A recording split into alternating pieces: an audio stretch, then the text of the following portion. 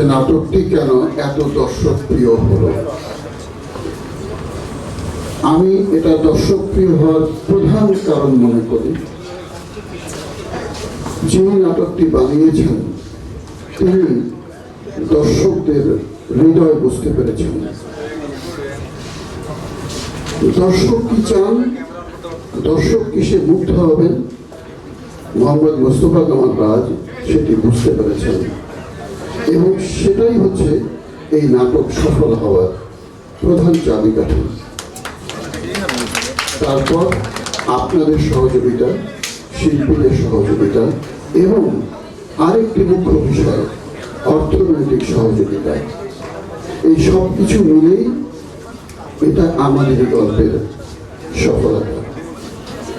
আমি একটি কথাই শুধু বলবো, আমরা যে এক সময় নাটকের দর্শক হারিয়ে ফেলেছিলাম, এক সময় আন্দোলন হতে যাচ্ছিল বাইরের সব চ্যানেল বন্ধ করে দিতে হবে, তাহলে দর্শকরা আমাদের নাটক দেখবেন।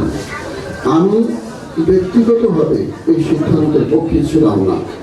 ফাঁকা মাঠের কোনো দিয়ে কোনো লাভ নেই।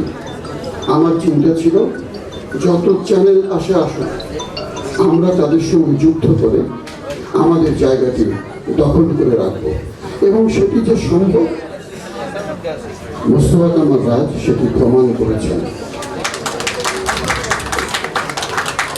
এখন আমাদের একটা জিনিস ভাবতে হবে, এই যে একটি মানুষ মৃতপ্রায় নাটককে আবারও জাগিয়ে তুলেছেন, কোটি কোটি মানুষ দেশের এবং পৃথিবী বাংলা ভাষাভাষী নাটক মুক্ত হয়ে নাটকটি দেখলেন।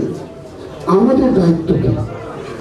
আমাদের দায়িত্ব হচ্ছে এরকম একজন চিন্তাশীল নাট্য নির্মাতাকে সবাই সহযোগিতা করব।